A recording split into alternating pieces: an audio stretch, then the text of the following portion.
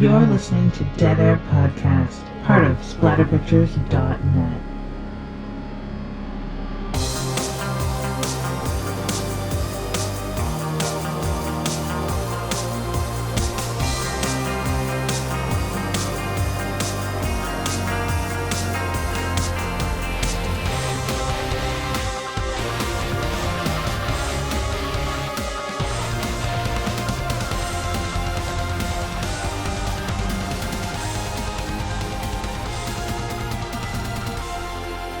What's up, everybody? Wes, Dead Air Knife here with always Typical Lydia. Today's show, we're going to be doing the 1989 classic House 3, the horror show. It's my turkey.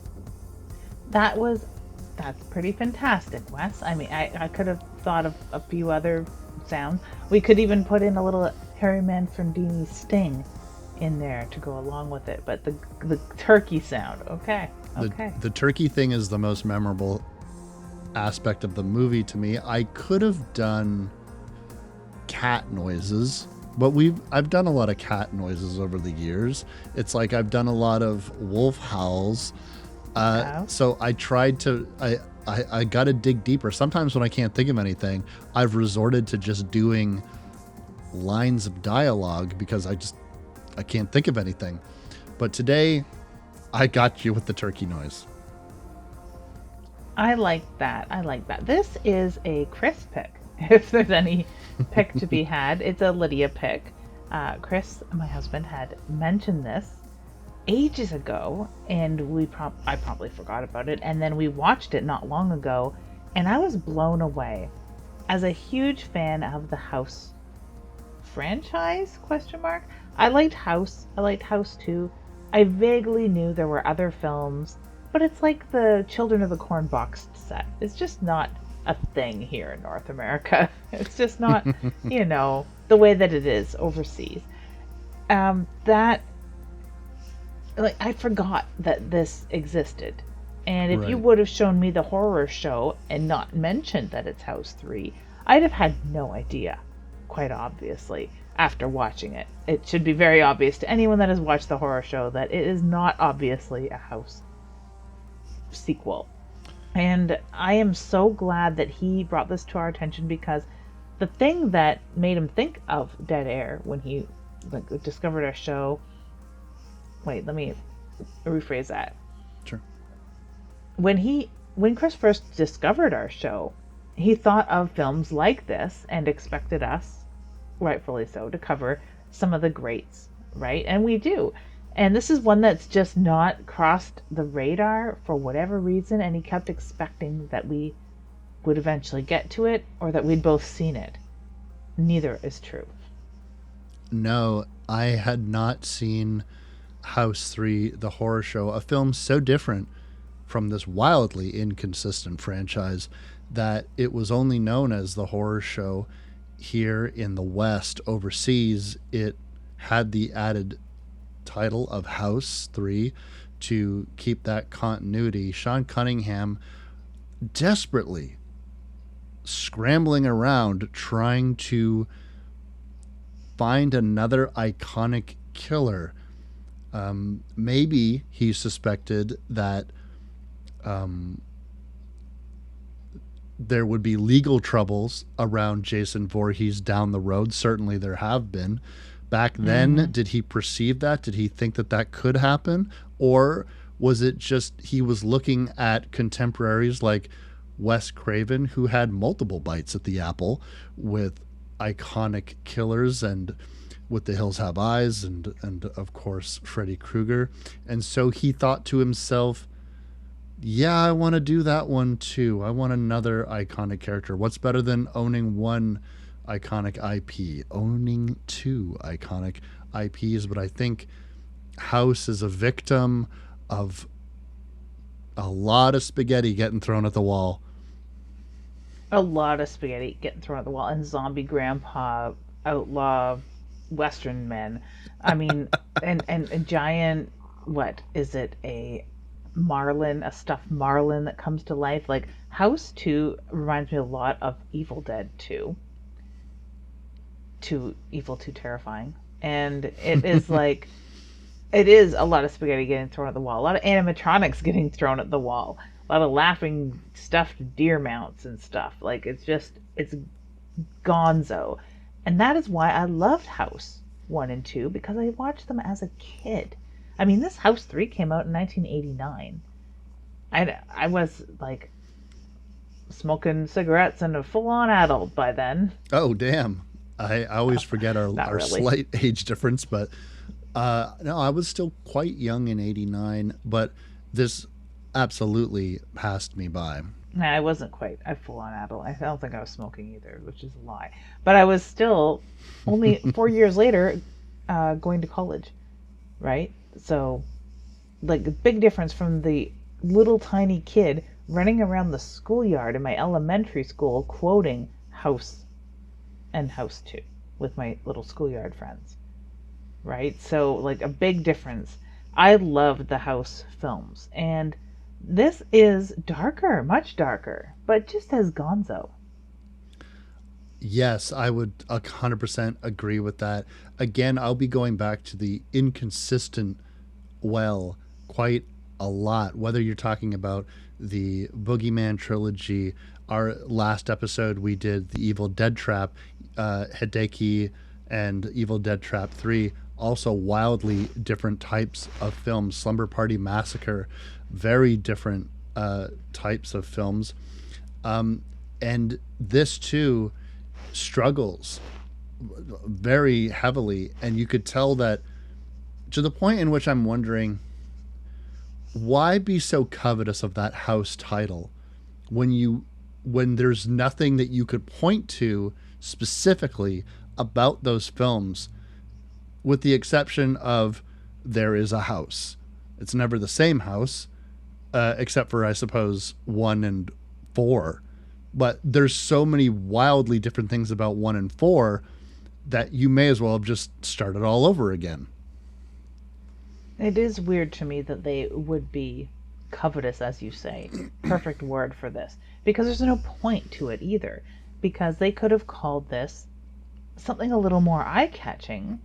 I mean, like Shocker. We could have called it Shocker and sent Wes Craven over the hill because this came out at the same time as a way too similar film, which is uncanny It to me. And considering how many homages and similarities to other films, I hesitate to say rip-offs, but so many similarities to other films in this one. What, like, how is this not a rip-off of that too somehow? Some magical way it's being ripped off.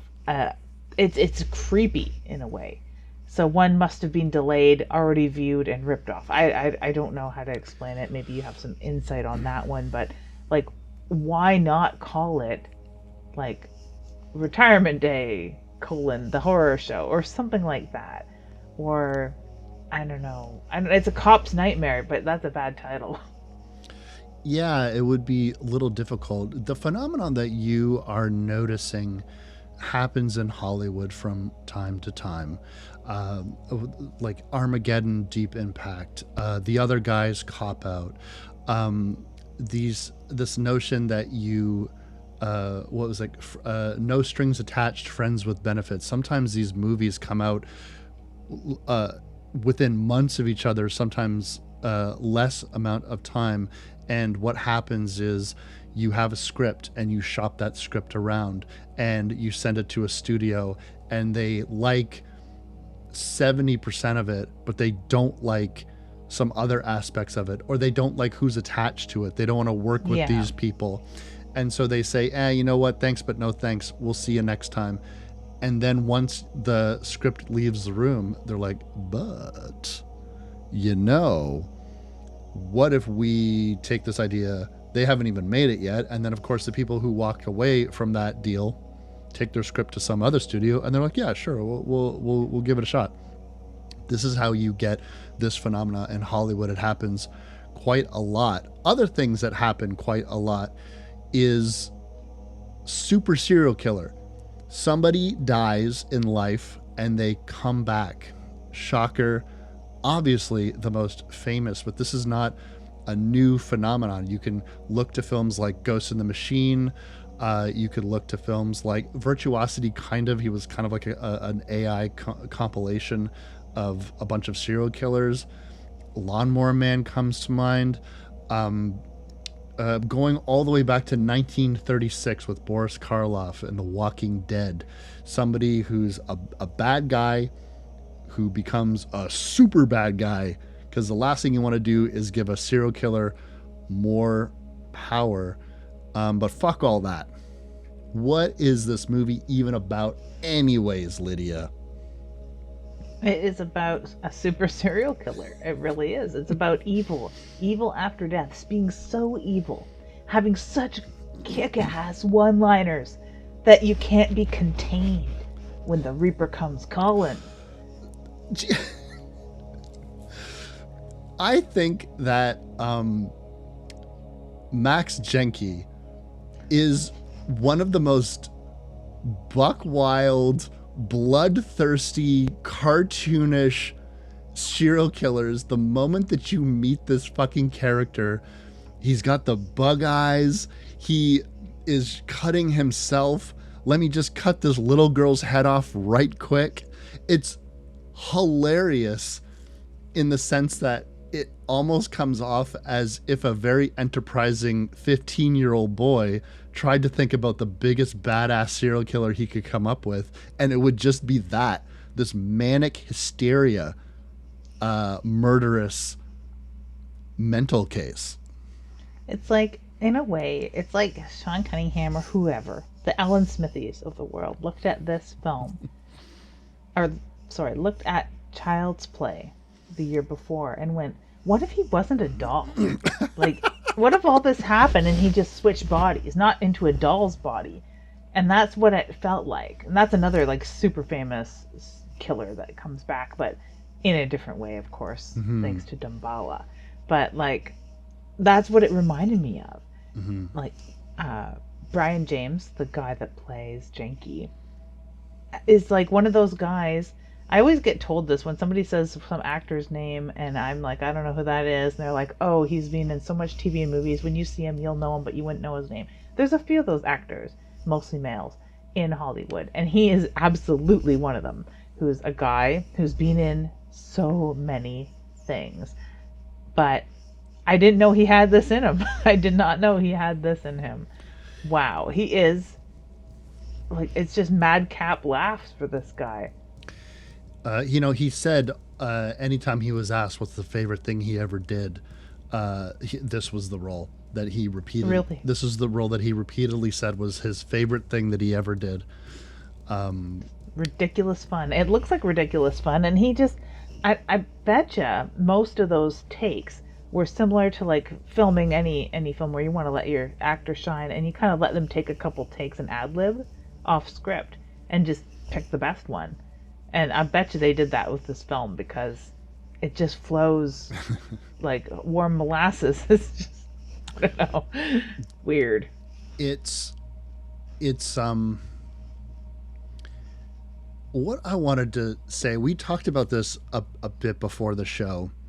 A lot of this film, if you're going to look at it, and I think listeners, what you might be detecting is, at least on my part, I don't want to speak for Lids because she's her own person, but I can't decide if I like this movie at all.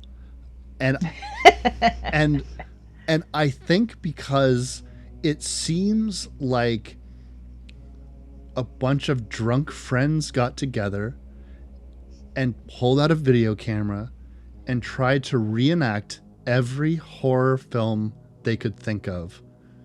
They tried to, any iconic scene that you could think of, let's do a riff on that. And that all comes down to Sean Cunningham.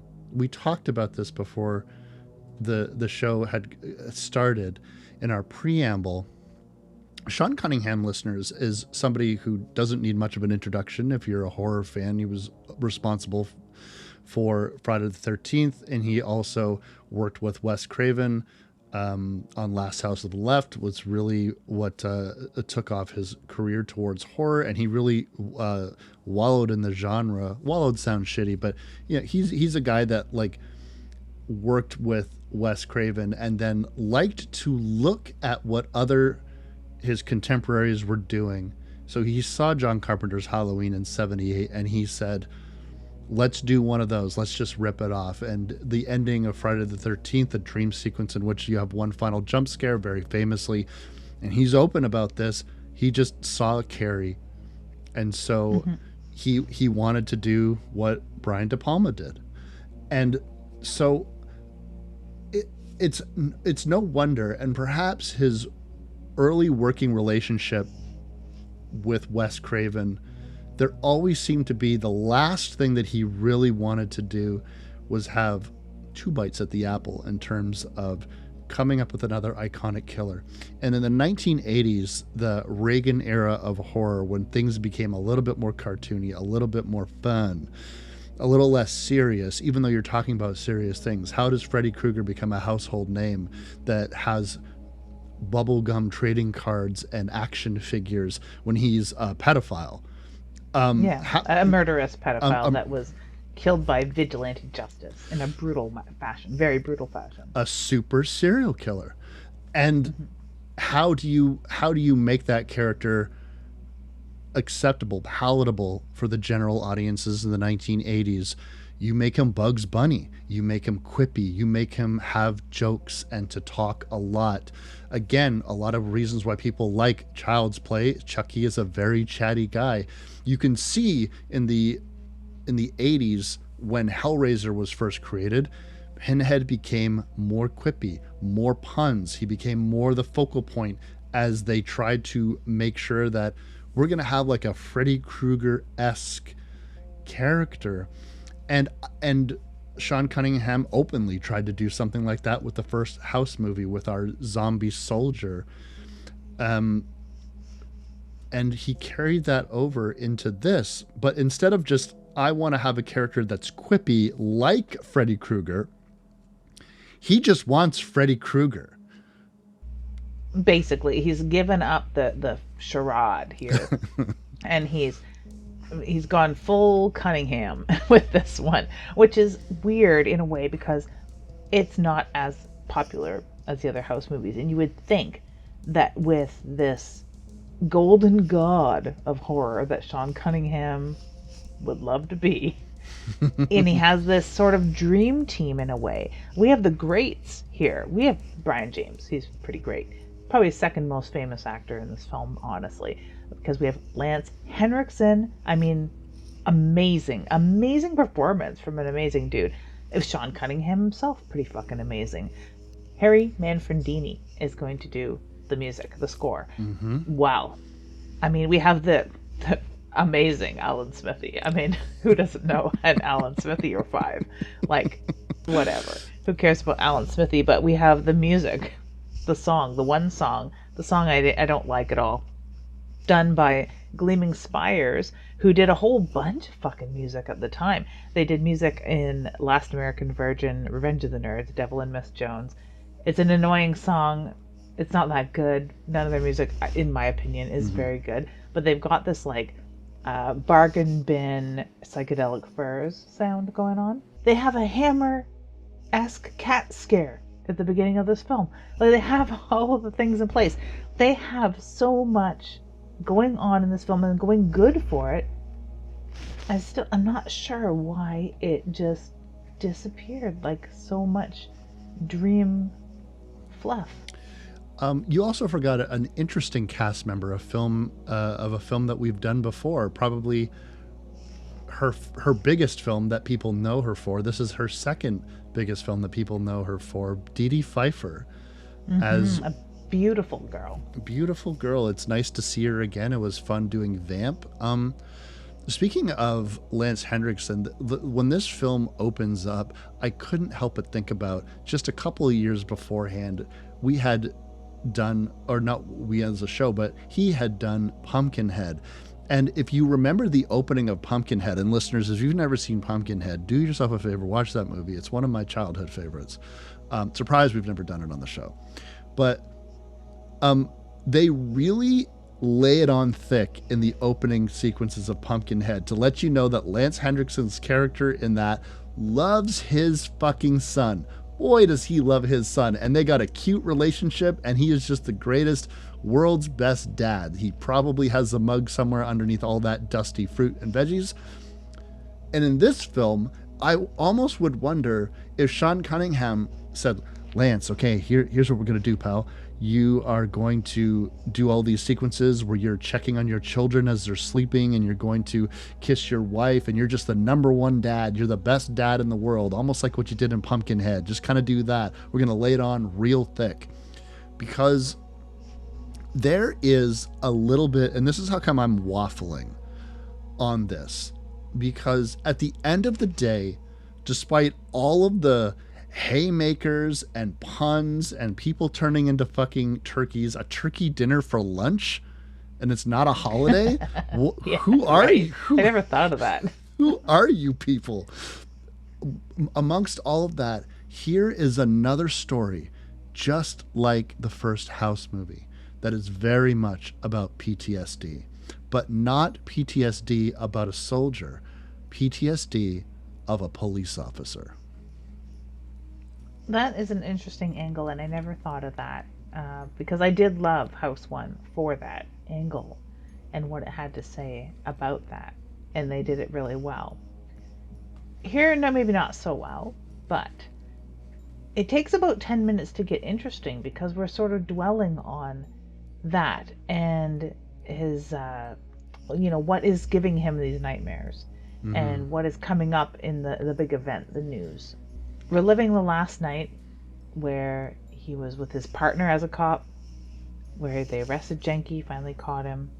And that is like a harrowing bit, but it takes about 10 minutes to get there while we're establishing this like guy plagued by nightmares, has this perfect family in this really nice house, and spends a lot of sleepless nights. It seems to take a long time to get that established when it could have done that in a couple conversations or jumping straight into what was giving him nightmares that particular day.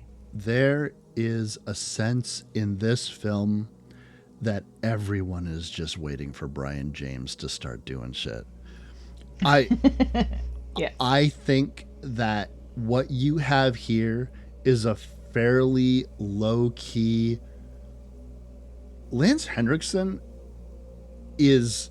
I'm not going to say he's on autopilot in this film, but he is extremely measured and quiet, and he never modulates. He really stays... I'm not saying he's as bad as the lead in Rabid, who may as well be a cardboard cutout. A cardboard cutout, but he is damn near close. And it's not really until the last act where he has some energy in his performance. He just seems to be very melodically moving through these scenes, delivering his dialogue. He seems present. He seems there for it. But I don't know how they got him to do this. This is a guy who is already very successful. He's done a ton of big movies, Aliens, to say nothing of anything else. And yet here he is. And so I don't really know what it is, but when Brian James comes onto the scene as Max Jenke, he is at 11.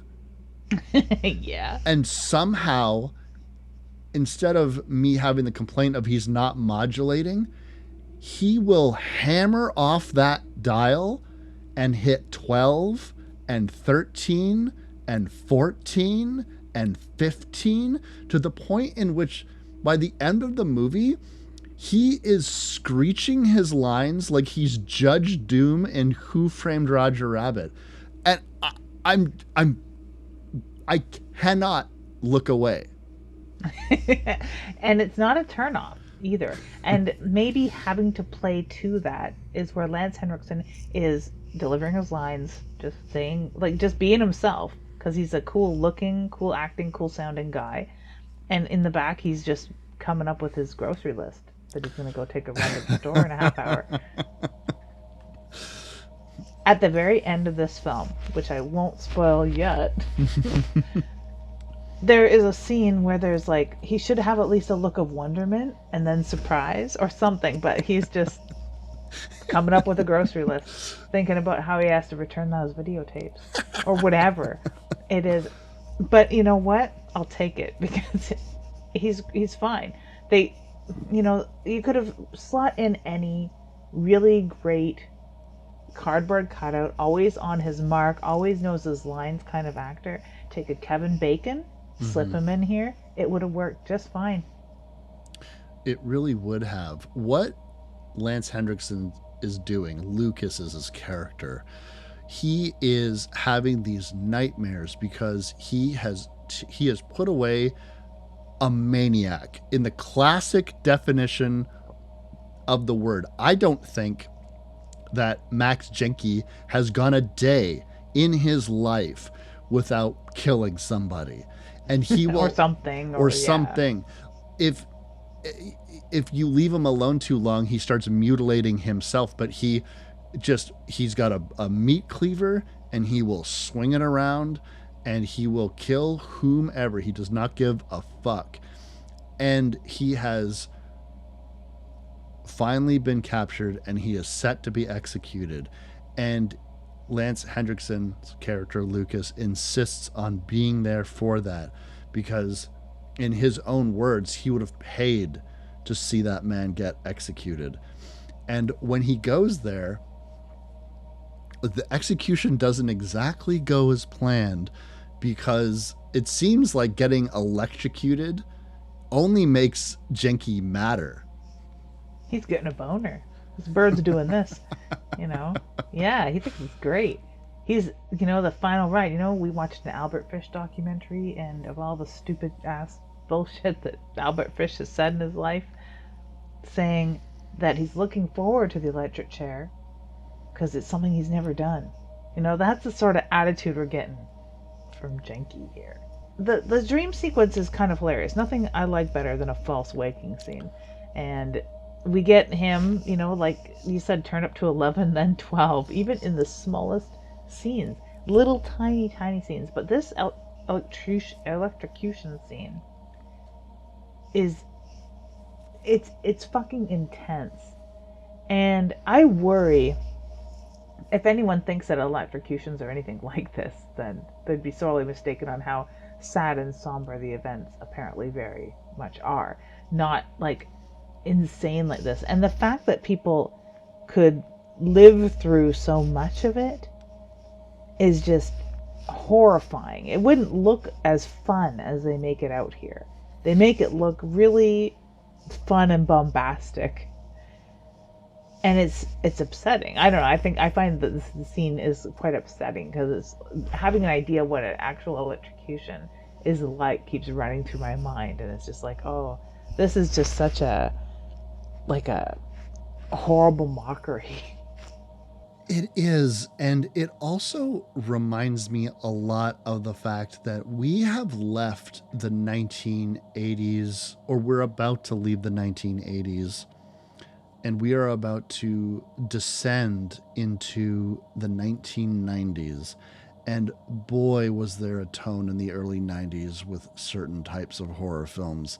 And I think the combination of where practical effects, makeup effects were going, what the expectations were for horror, and when you are in that place of Shocker and Ticks and The Dentist and Ice Cream Man, there is a hard it's hard to really put your finger on what makes it so tasteless is the way that I want to go about it. But it seems as though it's a competition to be as cartoonishly outrageous as you possibly can. They're not going for realism. They're going to how graphic and fucking weird can we make this sequence So we're going to have this man screeching, his skin splitting, bubbling, people retching at the ozone in the air, like just as, like you said, upsetting and outrageous as humanly possible. And that is just getting us started. We've already seen a little girl get decapitated. We've already seen his partner die crying, like saying he's sorry because he was so scared. And now we're just seeing this person being electrocuted, threatening Lucas, while also fighting some of the doctors that are around. Why a doctor would rush him just to get backhanded away. I was like, what were you gonna do? Why were you running towards this man? Nothing in the world could get me to run towards this man. Not even with another high voltage cord or a needle full of drugs, because like, yeah, and you also don't want to touch someone that's being electrocuted. I don't know what was going through his mind, but he's starting with, well, we've already had quite a few one-liners, but now we're getting his almost Pinhead-esque. He's going to tear his world apart. And again, you have to go back to Sean Cunningham, where did he just see Hellraiser and he liked that line? So he's like, can we do a riff on that one? The only thing this movie needs is a man's rune tattoo and a top hat. It's got everything. It is such an amalgamation. And then you would be like, okay, now this must be the ultimate horror movie. It's got everything for everybody. We'll get into later on the things this movie has as we go, but like it is just too much. It is just too much. I like this scene and I like the way he comes back. I even like the weird cackle that he has. They almost like Slimer-esque from Ghostbusters. Yes. Ghost that he turns into as he whisks away into the netherworld, only to return. Yeah, very, very campy. The campiness of the first film, more so the second film, starts to come in. And it's like, okay, it might be a different house, but I can see, and now that you mentioned the PTSD angle in this as well, because we've already had a few like flashbacky scenes that you could start blaming Lucas for seeing things, and like you start even to wonder here, like, is he seeing this? Even though some things take place outside of his point of view that are definitely odd and paranormal, but you're like, is he dreaming this? Is he going to wake up in his bed yet again? We're only about 15 minutes into this movie and we've established that this could be something going on in his own mind. We get treated to a whole bunch of those later on, but even here it's like, is he seeing things?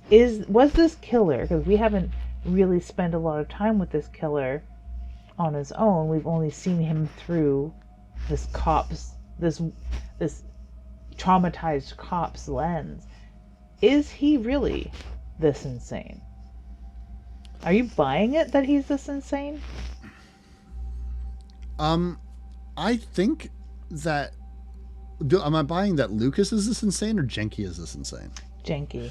I don't buy that Jenke is this insane whatsoever.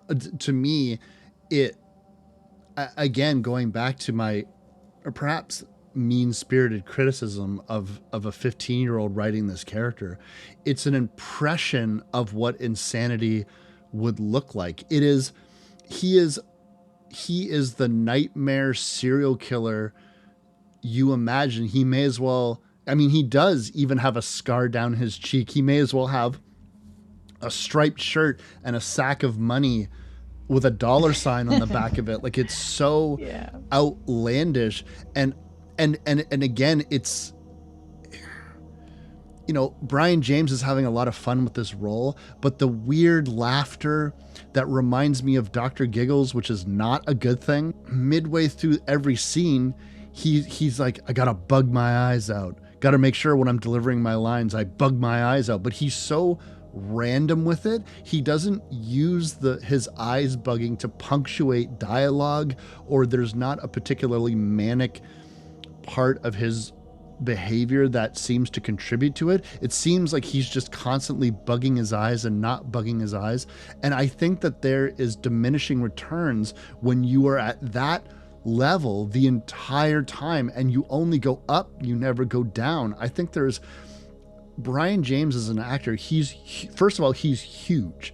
He's a humongous man. There's no reason to play him this way.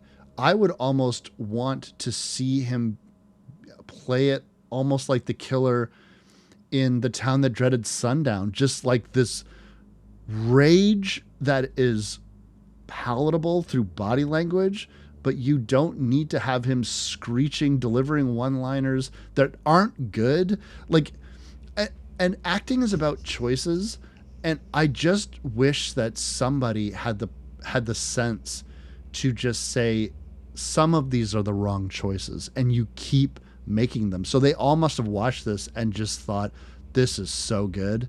This is going to be great. This is going to be, they cared so much about trying to make this memorable that they forget that before Freddy Krueger was dropping his shades and you forgot the power glove, before he got there, go back and look at Robert Englund's performance in the first Nightmare on Elm Street. He's even like, up to midway through Dream Warriors, really, honestly. Yeah. They worked their way up to that, and this just exercises no patience whatsoever. I mean, for fuck's sake, how many times did we see a scene with Max Jenke in a nightgown, wig, and bonnet? Like, what are we doing here? Yeah. And I think that they had the same sort of treatment to post-traumatic stress as well, where the first movie had a lot to say about it, and the sequences and the flashbacks fit with the character. The flashbacks here just get more and more outlandish, and I'm wondering if it's not more insulting to someone who has had grievous trauma and suffers flashbacks when we get going into this film and it gets more of a carnival ride. So the PTSD aspect, I agree with you. But in order for it to be in full effect, we need to look at one of the profoundly different things about this house film compared to the other two house films that are at the very least have been made up until this point, in which you had a broken family. Then you have a film in which it's a burgeoning family. No one has any kids, young, sexy. No one's married. Everyone's just got girlfriends and shit like that. Whining, dining, rich people parties. Lucas is a dyed-in-the-wool nuclear family man who has a teenage daughter, a young preteen metalhead boy. You don't interrupt a man when he's blasting Metallica, Lydia. You just don't.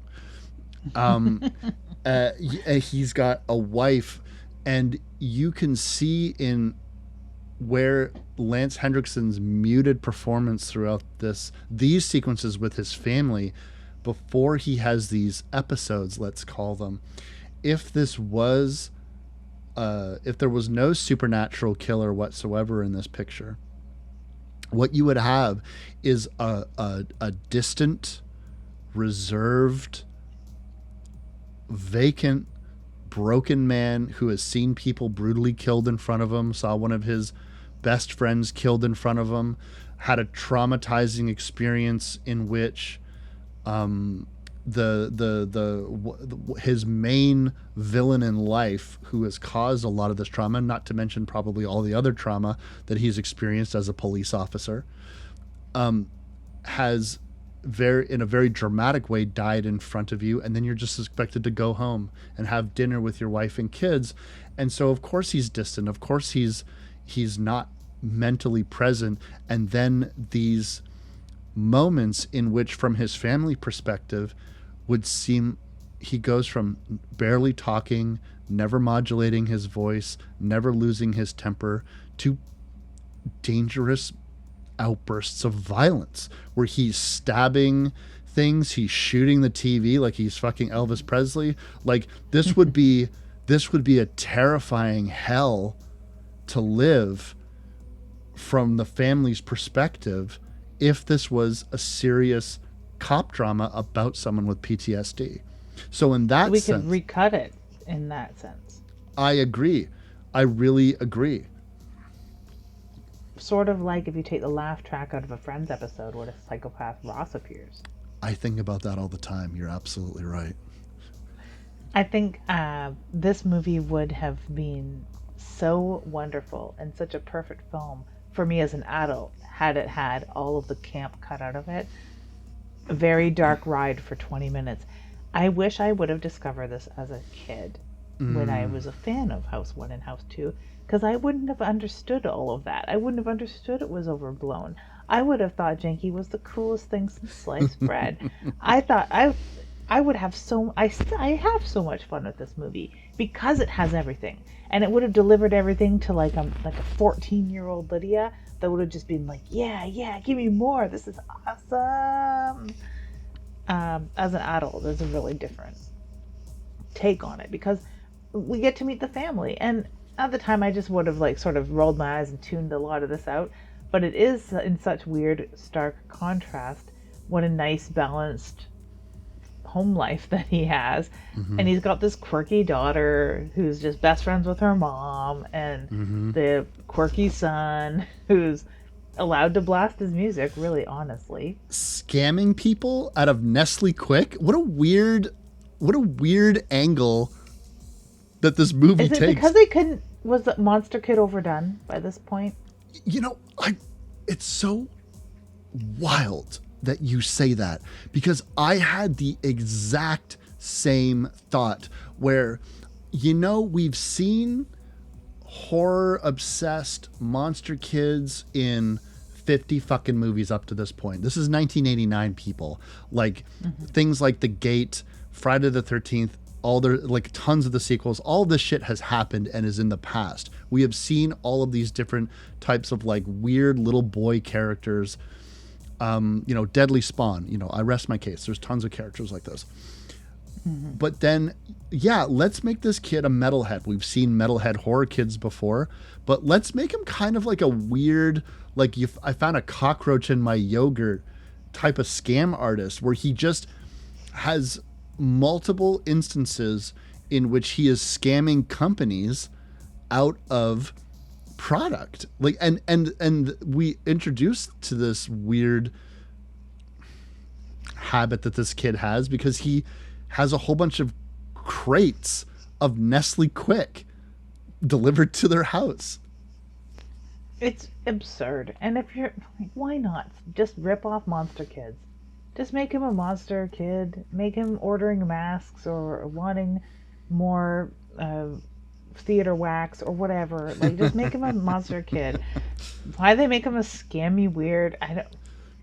Yeah. How does he have access to do all these things? I guess it costs no more than an envelope and a stamp, but like, it was just weird and absurd, and it kind of works because it's the only real original stroke within this film. You know, I'll tell you this much: he's charming.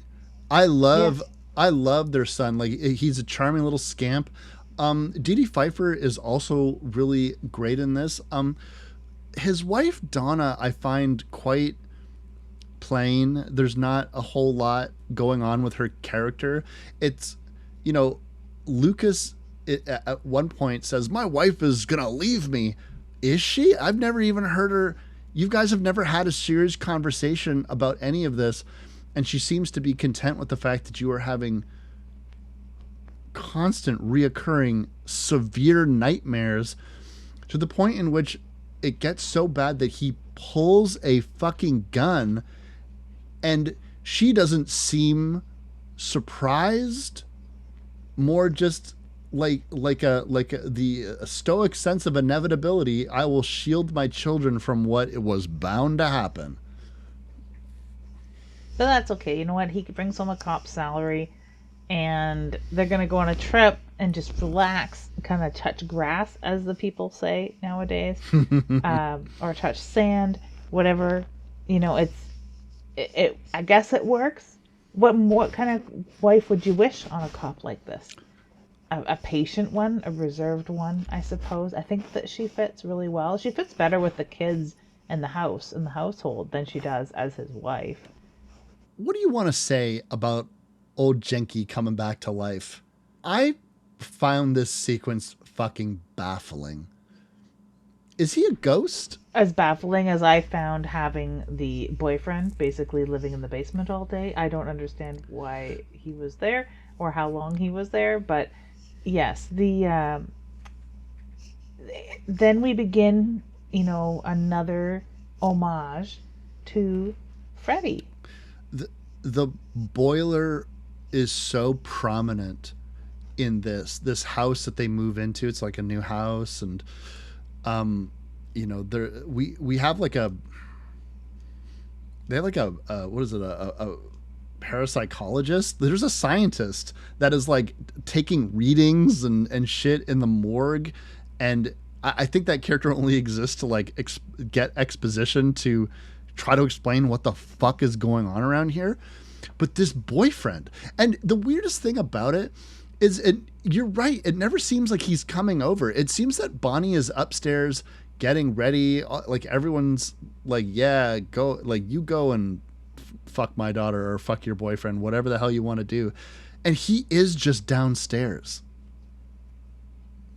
In the basement with this malfunctioning boiler. I think that most houses by this point, a lot of them had electric heat. This boiler looks like it's from like the 1870s. Like, it's wild. Yeah, and I don't think they're supposed to have a door that opens with the flames that raging, and they don't like it looks like the boiler at my grandmother's old farmhouse was out of commission by the time I was a kid, and they had switched over to having a wood stove upstairs and electric heat otherwise as a backup, or like to complement the wood heat. But the boiler downstairs looked like this boiler, and it had been decommissioned sometime in the 50s or 60s. It's this ancient looking iron. It does look like a wood stove. Straight up, it just looks like a wood stove. And to the point in which, so go, hey honey, it's a little chilly in here. Can you go downstairs and put some wood in the furnace? What? Very strange, very unusual, but I think it is that sense of the boiler room in A Nightmare on Elm Street, and they're not subtle about it. I wish they had lit this place a little bit better so it actually looked scary. That's the other thing about it. There's so many instances in which things are happening with perfect lighting. There's very few scenes that are outside of dream sequences that are dark. But anytime something is quote unquote happening, it seems pretty bright and shiny. But Bonnie's boyfriend is not long for this world, Lydia. Evidently, this scene was a lot more graphic than it ended up being in this film. This film originally had an X rating, and so they had to cut a lot of the most violent things out, which is funny to think of because even though I would say that this film is pretty violent, it's almost too violent to the point in which it's cartoony. Like, it doesn't look realistic. So I'm wondering if, Vinny has if you have an old bisection going on with this character, with Vinny's body, then why not just show it? Why did you show a 12-year-old girl getting her head cut off clean, and yet Vinny's body being bisected? That's too much. I don't understand. And I thought that this would set us up for the body discovery, which it doesn't, unfortunately. So we're left hanging both times. Yeah, and it's weird how we get this ventriloquism scene too. Jenke has come back, obviously, like full flesh. Yeah. Enough to kill a pretty built, full-grown man, and to lure him. So he's been in this furnace because he came there via the electricity. Yes. Somehow, and they jumped into the furnace, I guess. But then he spends all of 4 seconds witnessing the daughter and the boyfriend having a conversation about how she's going to come down later and bang him, or the parents are going to go away and they'll go upstairs and do whatever. Like a very quick conversation where they flirt, but he somehow absorbed her entire demeanor, her voice, her personality, the things that she would say to her boyfriend to convince the boyfriend that she's hiding in the basement and playing a come get me game. In a convincing enough manner that he begins to strip for her. And like, how did he know? Like, a lot of killers do in fiction get to know the cops that are chasing them and know a lot about their family, but to this extent, I don't think so. Was he standing there as a fully formed ghost person, listening to their interaction? It's really hard to say. Like, I can't figure what the fuck Jenke is. Like, you look to these other films that have similar premises. We talked about Lawnmower Man. That's like someone who has low intelligence who becomes so intelligent they become evil, and he's got like access to like virtual reality. Virtuosity is like an AI multiple serial killer creature. Ghost in the Machine is a ghost in the machine. He's a ghost that can travel and manipulate technology and stuff like that. Jenke is kind of supernatural, and he seems to be psychic. Like, he seems to be able to read your mind, and also, because how else is he implanting hallucinations in people? But it gets so disjointed and weird that you could almost argue that he could have a connection with Lucas's character. But how does he also have these connections with seemingly everybody? I don't really know. And so I guess at the end of the day, what is Jenke? He's a psychic ghost that can materialize and non-materialize seemingly at will. And he needs electricity, but it doesn't seem like he does. It just seems like later they say that's a weakness of his. I guess it's just so not concrete. And it kind of like, sometimes when horror does what this film does, which is everything is fine. We're at dinner. We're at a turkey dinner in the middle of the afternoon, and you know that the second that something normal is a normal family occurrence is going to happen, you know that all of a sudden Lucas's character is going to get plagued by these visions that is going to cause him to act out. And then us as the audience are like, oh my God, none of this is really happening. Don't freak out. Don't stab the table. Don't scare your children. And then be like, I'm seeing this guy. Like, but that's how this film operates. But since there's no rules, it seems, whatsoever to what Jenke's powers are, why he has them, a deal with the devil, is that where we're at? Like it just, or he's just so evil. Like, and I just keep thinking, like, well, all bets are off when you're so evil. You can do whatever you like when you're so evil. And the writers or Cunningham sitting back going, okay, we kind of want Chucky that's not a doll. Check. We want Freddy Krueger that doesn't have to prey on people that are asleep. He's just in our world. Check. We want so evil. Well, Ted Bundy was put to death in the electric chair January the same year this movie came out. Interesting. So I'm sure a lot of these things were being written while people were celebrating the build up to that, because there was like that almost cult of Ted, the Friday thing, where people were making t-shirts, and there was a huge party outside of the jail when he was dying, because he was so reviled and so hated, but had this like cult of hatred around him, let alone the cult of like the people that dug him or whatever, his own fandom. And they like not wishing that someone like that would come back necessarily, but understanding that the power of evil in that. So I think that that's the only explanation for the behavior of this particular ghost, spirit, manifestation, whatever it is he is. He's a cackling poltergeist. That's the first time we see him outside of his body. He's a wisp in the wind, and then he rockets through the electricity, and then he jumps into the furnace, and then he jumps into a flesh golem of some sort. Like, I don't know how he got his body back. They don't explain any of that, but it's got to be the power of evil, Wes. The power of evil makes sense. One of the things that's hanging me up is, listeners, what we didn't mention was that this whole time during, Lucas has this scratch on his chest, which, in terms of, like, if we're talking about being cursed, he definitely is marked, because this scratch from Jenke's butcher knife or meat cleaver is going to get larger, more pronounced, to the point in which there's a point at the end of the film where it's almost like fucking Videodrome. Like, I feel like a VHS tape is going to go inside the wound. It's so grievous and pulsating and gross.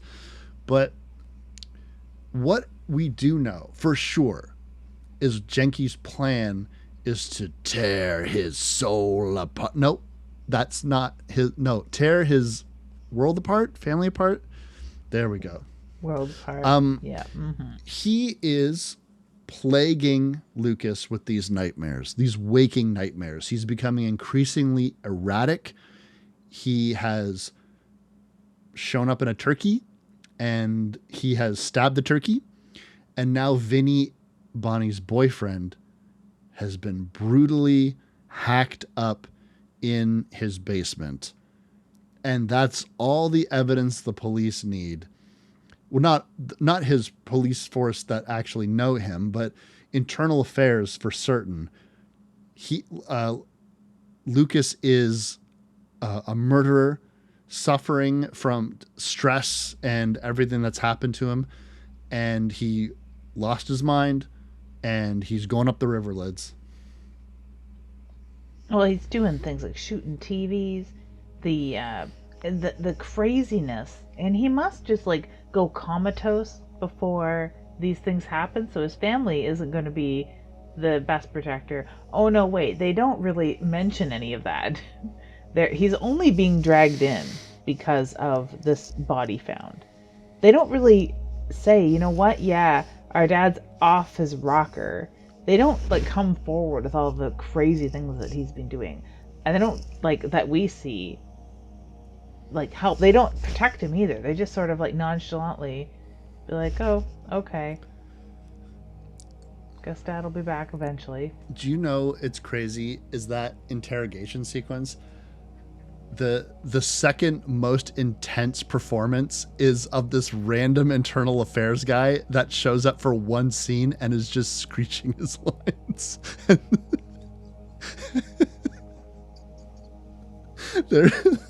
There's a part just towards the end of the scene, the cops, whatever, Lucas says he doesn't do it.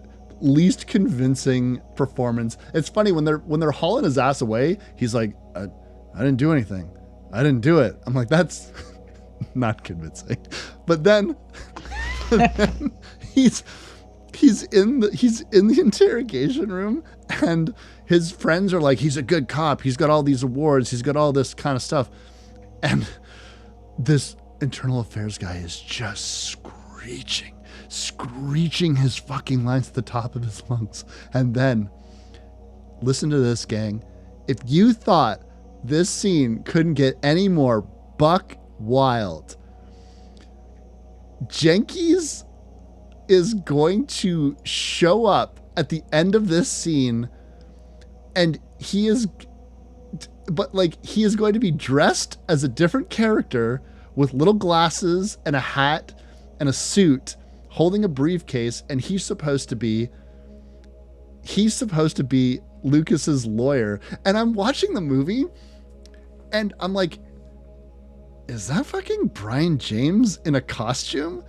And Lucas doesn't react to him like it is. and he's not acting like he is. He's acting like his lawyer.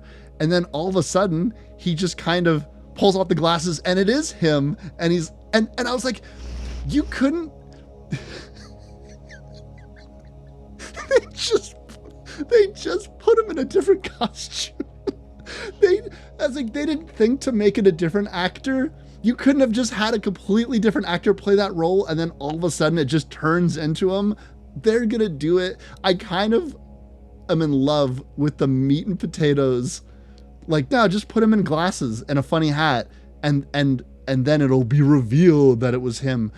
And it just looks like the end of a Scooby-Doo thing. It was me the whole time. Like, they could have done that with the TV shooting scene, because that is, they're watching like a Tom Hanks stand-up routine, the whole family, and then it keeps switching in his mind to Jenke saying really vile, not jokes. Yeah.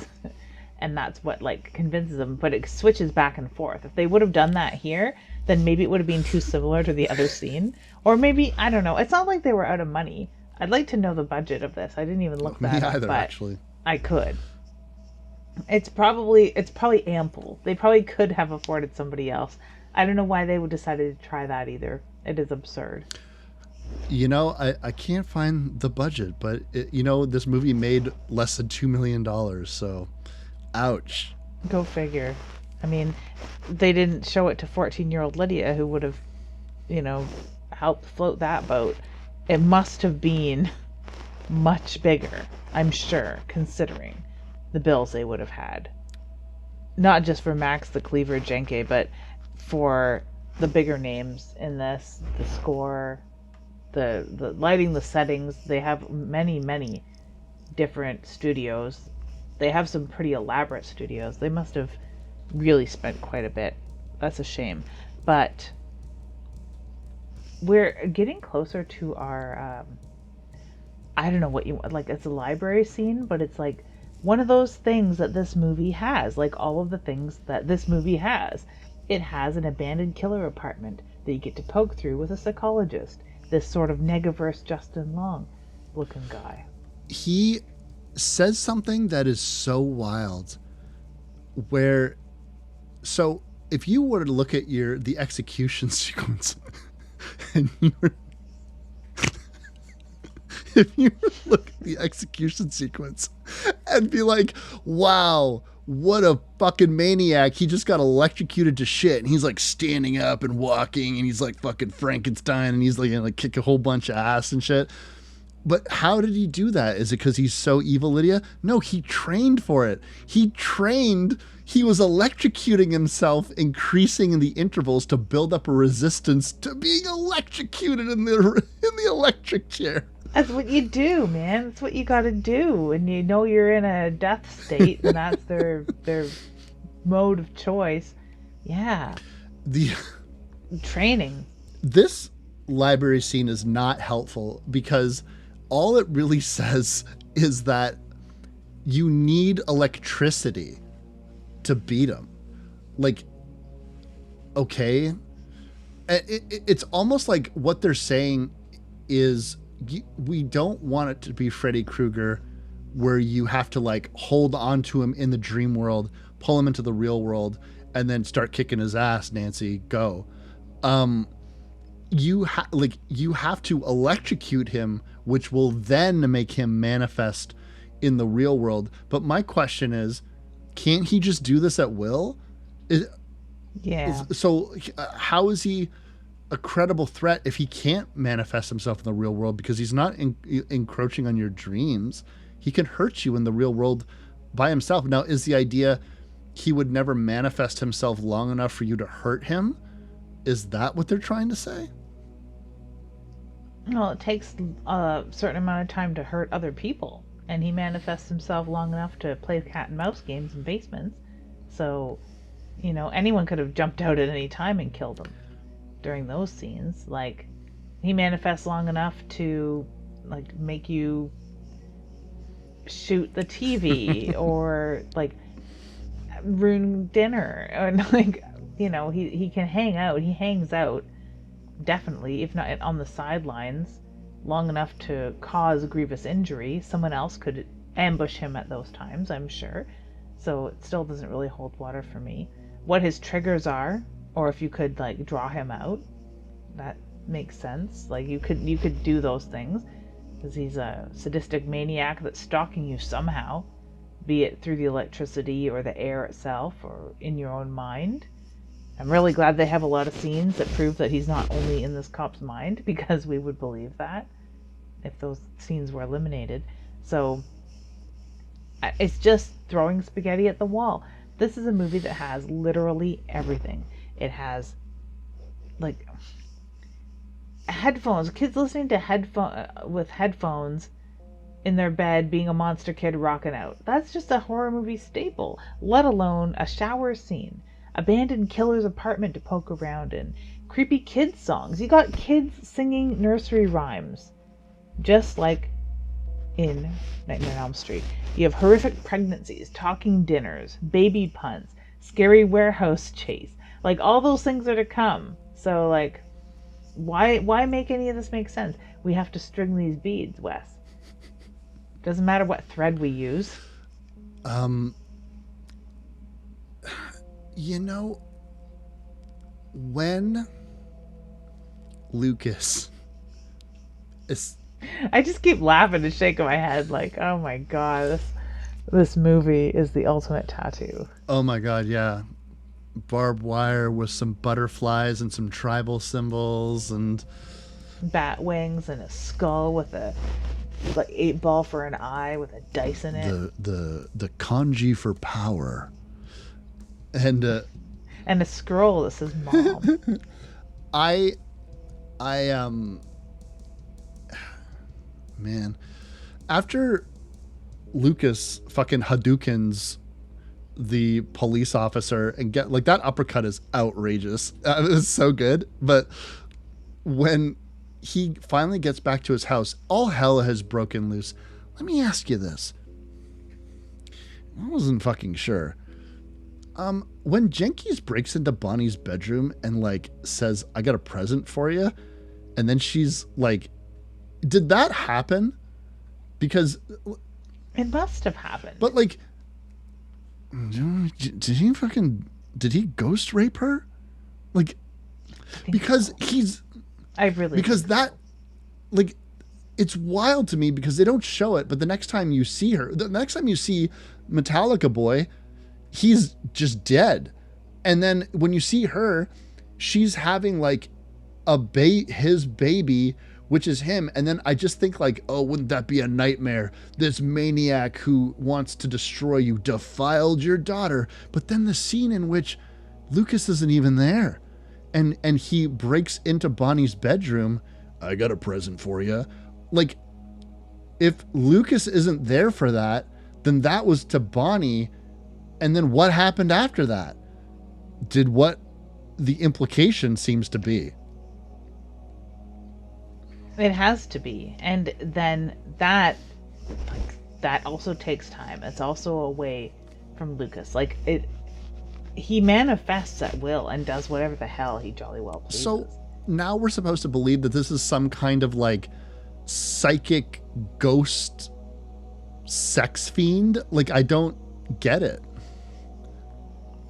Well, he must have been going back in time. Like, what were all of his crimes? That's a good point. You know? Like, we don't really know. I mean, I like murder and mayhem, but like, other than that, who knows? He just seems to be a sadist in the truest sense of the word. When Scott is just fucking dead, Bonnie is erupting with Jenke's face through her belly while he's cackling, like, that's how he's laughing. It's wild. And then, meanwhile, Lucas's chest is like splitting open, all this blue light, all these Dutch tilts, all this screaming and yelling and manic music. Then you see his scientist buddy talking to him as a decapitated head, and then the head just explodes. And you're like, holy shit, give me 5 minutes to just process what the fuck I'm looking at here. No, we need to barrel ahead as fast as we possibly can to the dream world ending.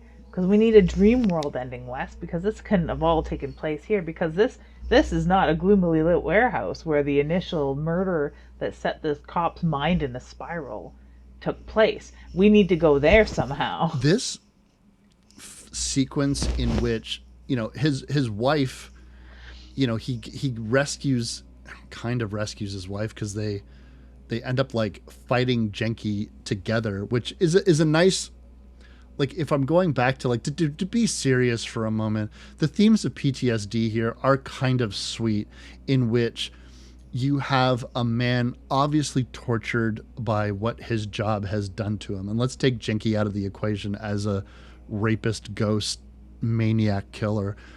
But if we just look at this as the drama of it all, then you have somebody who eventually will overcome this monster by getting help from his family. He can't do it by himself. And I think that there's a lovely message about, for better or worse, you know, he thought that, you know, he's having these fears. My wife is going to lose me or leave me if I don't get my shit together. I need to be normal. I need to be fine. But instead, you know, you could just chop it up as like, well, she obviously saw this Jenke's manifest and be a crazy ghost, so she knows that he's not crazy. But let's just say that this is all part of the hallucination, and she does become at the end of this film an active participant in defeating this monster along with her husband, and to the point in which he calls out for his help, or her help specifically, and that's the final blow to Jenke. But and so I think that's quite lovely in a story that could be about PTSD of a police officer. And when you are in this environment, by the way, like, don't think you're getting a spooky boiler room or power. This is like a clearly in use, immaculately maintained, squeaky clean power station. It's quite nice in there, and industrial, to the point in which I was having a hard time trying to figure out what this place was, because I think because they lit it so differently. If it's supposed to be the place in which he fought Jenke in the first place when this movie first began, it just didn't really read as that to me. It just read as a completely different environment, but I can see that it probably was supposed to be the same place. It's only the lighting changes near the midway of this chase scene that reminds me of the other place, and the amount of stairs and the way that the sound echoes in it. It just has to be the same place, or it's, you know, maybe a larger, more vast, labyrinthian version of that, because this place kind of doesn't exist in a way where the other place obviously did. So I think that's maybe why it's tough to discover what this place really serves. And any sort of large industrial place could look kind of creepy and spooky if you light it right. That's very true. Can you think of too many movies in which they kill a ghost by shooting it? No, but I could think of a lot of crime dramas, and the tone of this scene, as well as the beginning of the film, really nail it very well for like crime drama or action film. When his partner's dying at the beginning, it's like you couldn't take that scene where he's about to confront Jenke. His partner's dying, he's a cop, they've filmed it and lit it in a certain way that it's very like Hill Street Blues, very, you know, TV cop drama, procedural. That's what you're going to be heading into. And then go through the film that we've just witnessed, the film that we're talking about now, and compare it to, or remember back to, like, wow, what did I expect? If you didn't know this was a horror movie, you would have been shocked, no pun intended, for what you were in for. And we sort of return there a little bit here, and I like that. I really like the tonal shift for a moment, because it goes back to Gooniness, of course, and it's sort of a darker Goonie with that touching bit that this is a husband and wife team working together to reclaim him, not only to kill this killer, kill the ghost killer by shooting it, um, or by impaling it against a live wire. Yeah. I mean, lots of killers die by electrocution, or we try to kill them by electrocution and they come back in a sequel. Yeah, that really does seem to be the case. I think he grabs a piece of wood and pins him Non-conductive wood. non-conductive wood to pin him against this power station like control box or whatever, a thing in which to electrocute this person. It was actually within this moment when you could see that it was actually working, because there was a part of me that felt as though they had not adequately explained. Well, we know I've complained about this already, that they never adequately explained Jenke's thresholds of power. But since I don't know what the limitations of his powers are, I also am not convinced this is going to fucking work whatsoever. Like I Yeah, because he could just blink out, or he could just kill yeah, everybody. or Right? like what does this parapsychologist know? Like why am I supposed to, like, who's going to believe a talking head? Get a job in a sideshow. It's that mentality where so this guy threw out a line about this is how you beat this guy. How does he know? What are you talking about? Like you're talking about like this is common knowledge. Has this fucking ever happened before? So how, like, Well, he has that superiority, and he must know what's going on because we've seen him in two other scenes before that. It's a 3 scene certificate. he's always getting his ass kicked in these scenes. He's always just like fiddling with his instruments and falling over and getting killed. I'm not entirely confident with the scientist's ability to judge the situation. So while I was watching this film and this Jenke's death scene was coming up, I just kept thinking to myself, there's no way this is going to work. Like, he is going to come back for one last hurrah. But also I couldn't believe how successfully I was disoriented by the hallucination within the hallucination within the hallucination. There seemed to be multiple levels of things going on here, and it wasn't until Jenke's is on death's door that you can see the power station vanishing around them, and even the 2x4, the piece of wood that Lucas is holding, vanishes from his grip. He's not moving. He's still kind of pantomiming that it's there. But then you think, oh my God, they're just fumbling around in this basement. Like they're not actually, they've not been transported anywhere. He's not in any other area of the house. It always was going to be at the epicenter of this evil, which for whatever reason is in this basement with this ancient ass wood stove boiler room. Yeah, which again, pulling Freddy through from the dark side, from the dreamland. That's what it reminds me of. It's holding up the Lemashand configuration in front of the Cenobites. It's this talisman thing. It's you're believing. It's having someone believe you. It's, catching this guy that's so evil in one moment of weakness is all it took. You found that one chink in the armor. We can't see it. We don't know where it is or how you did it. Neither do you, but it worked. And we're going with that, and we're going to run with it because it's going to work. Because you have the power of husband and wife, perhaps. And apparently the power of his whole family, because once Jenke falls, dies again, this time for reals, we think, we have them now moving out of this godforsaken house. Why would you want to stay in a house in which your daughter's boyfriend was viciously murdered? No one seems too upset. In fact, there's a lot of bloom lighting on the environment. It looks sunny and cheerful. And just in case you weren't convinced that we're getting out of here and it's going to be okay, we got a callback joke, because not only is Scott not dead, the last time we saw him, he got meat cleavered in the head. and but he's still But he hasn't had a child anytime he's gotten recently. a van full of chili by a weird Texan that shows up at their front door because he apparently like faked putting a severed finger in a chili and sent it into the company. And this is a huge missed opportunity, Lids, if you ask me. Who the fuck is this guy? Are you telling me they couldn't wrangle up one more actor from Cheers?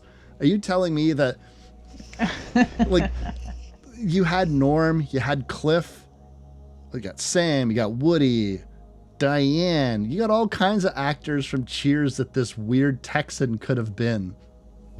Well, why did they get Jim Saito to show up as the progenitor of Tex Chili from Texas? It's a Texas chili company. Like I he ripped off everything else, or paid homage to, or borrowed from every fucking thing else. You have chili coming from Texas. Could it be? Could it be, Wes, that this is the Sawyer family? Could it be the Hewitt family? Is this Hewitt chili that we're having here? Oh my God, you've just crafted a better ending than I ever could. That's a great idea, and they should have done that. The last thing that Sean Cunningham is going to do is, if you're not convinced that we're in a Nightmare on Elm Street like scenario, that movie ended with a happy-go-lucky, no one actually died ending, and we're going to do it again here. And you think for a second that when Bonnie goes back to like, oh, why don't you go check in the basement to make sure we haven't forgotten anything, you're like, oh, here we go, like, Yeah. Yep. This is the arm through the window. This is the top of the convertible. This is the people being sucked into windows. Nope. This is the real twist of the film, Lydia. You think you're going to get one last scare, and you don't.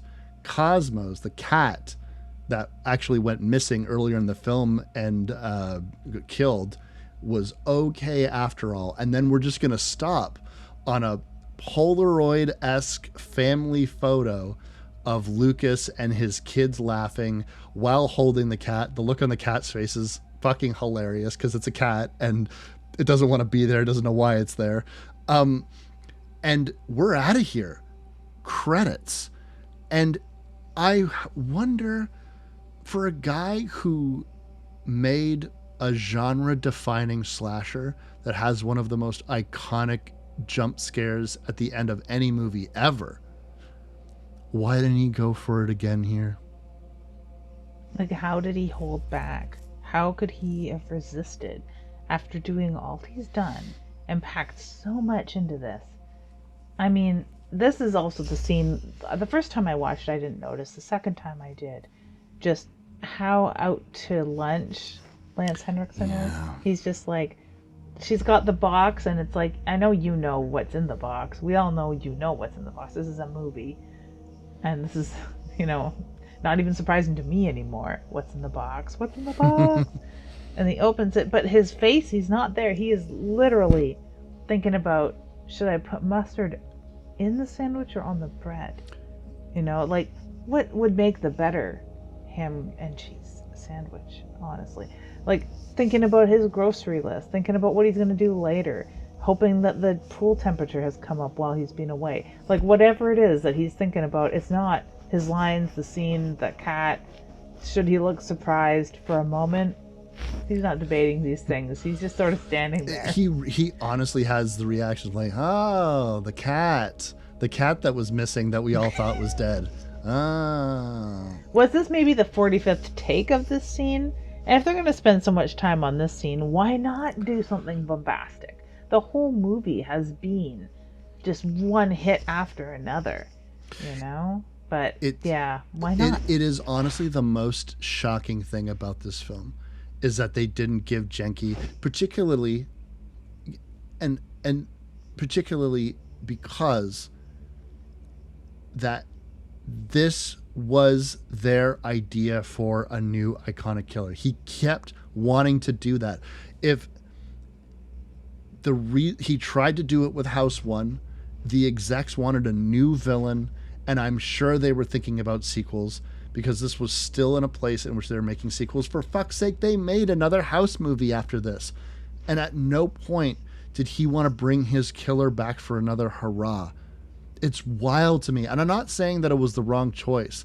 I'm saying I'm genuinely surprised. Yeah, yeah, yeah. Yeah, especially since so much has been brought into us believing that he is so evil he could just come back. He's going to survive all of this. And they make it just so weird and glossy. Like you said, that bloom lighting. They have a dreamlike quality to this. People who we are sure were dead, or pretty sure were dead, are alive. Creatures that were dead are alive. Everything's back to normal. It has to be a dream. There has to be. They're trapped somewhere. They're in the boiler. They're figments of our imagination. They're somebody's dream sequence. There's something, right? Like, is this the weirdest twist on an ambiguous ending ever? Or are we really supposed to believe that truth and love has won, Wes? And here we are, and everything's fine again. We're not living in a snow globe. You're so right. It's especially, like, listen, if you want to have the family moving out and you got the cat and all of a sudden this funny Texan comes up and then you want to end the movie on a laugh, all right, it's a callback joke. You can do that. But why do you set up Bonnie going back into the house, specifically saying, go to the basement to see if we forgot anything? She's going to be gone through the entire scene, and then she's going to show up later. They're not even going to attempt a false jump scare. It's literally her just coming out the front door with a box, and the cat is in the box. It's wild to me that they wrote these, they've combined two different endings, and the only thing I can think of is that they tested it, and they, with Jenke's coming back, and it tested poorly. And there must be cutting room floor versions of this ending. There just must. I would be shocked. They would have just been like, either the executives or if it was test screened before an audience, I don't know if that happened. Somebody must have said, just let him be happy. Let like all this shit happen to this guy. Like, I just want to end on a happy family. And that's fine. It's certainly a choice. It's just so weird how they went about it, because they're teasing you to a Jenke's jump scare or any type of jump scare. This is Sean Cunningham. And no jump scare at the end. It's wild to me. I'm surprised he didn't Alan Smithy his way out of it. I keep joking about this Alan Smithy. It's not like the Alan Smithy in this was anyone really notable, to the best of my knowledge, but it is an Alan Smithy, and I just love seeing a good Alan Smithy. I think it was an Alan Warner picture, or something like that. Yeah. Oh yeah. Okay. But what do we got next for him, Lids? Coming up next, if you thought that Max Jenke was a dumb name for a killer, how about Horace Pinker? Master Pinker. We're going to do Shocker by Wes Craven, because why the hell not? I think it makes absolute sense. We go from a disjointed, weird trilogy of movies from Japan to an entry into a weird, disjointed series of haunting / slasher movies from America. And then that could have been a standalone movie. And then to the film that came out the same year with a very similar premise that is a standalone movie that the horror show really could have been. Really could have been. And I haven't seen Shocker for quite some time. When it came out, I was very, very interested in seeing this. Being a little metal kid at the time, a little bit of a serial killer fixation, I understood the influences behind this, and I wanted to see something else from Wes Craven. So yeah, I'm very excited to watch it again and to talk with you about it. I think the thing that sticks out most in my mind to me about Shocker is, for a film that not a lot of people know outside of horror fans and perhaps people who saw it when it was first released, it really has one of the most iconic posters, covers of any horror movie from that early 90s, late 80s era. There's just something so iconic about the orange jumpsuit, all the electricity, sitting there in the electric chair. That image was on 10,000 standees and 10,000 video stores all across the West when this film was released to home video. And the poster treatments, was it released theatrically? I can't remember, but at least I remember it from every video store that I remember going to as a kid. Yes. And always cruising that horror section, that orange jumpsuit always popped out. So Shocker was an extremely visible horror film to me when I was quite young. So I'll be excited to discuss it with you on the next episode. And it's memorable, whether you watched it or not. You remember Shocker. Just like how I'm going to remember the horror show for the rest of my life, especially when I'm having my casual turkey dinner in the middle of the afternoon on a weekday. Yeah, I love it. I thought I had a great time with it, actually, and it is the perfect show for our show, I think, this horror show. Hopefully, too, for Shocker's sake, I'll be done reading the Wes Craven fiction book. A horror, Fountain Society is the name of it, that I picked up randomly. It has a holographic cover. So if you want more like 80s, 90s shtick, yeah, I'm very, very interested to see how that pans out. Because we already know Shocker's pretty awesome. We do, and you know what else is awesome? Me, because you can't spell awesome without Wes. You're right, you can't spell awesome without Wes. Unless you misspell Wes or awesome. I'm Wes Knight. I'm typical Lydia. And you've been listening to Dead Air. Awesome. If you like this show, you can find more episodes and other content on splatterpictures.net, Spotify, or wherever you download podcasts. We also upload all episodes to YouTube now, if you'd prefer to listen that way. You can find us across social media like Instagram, X, and TikTok, and the show is edited by Lydia Peaver and hosted by Lydia Peaver and me, Wes Knight. We'll see you next time.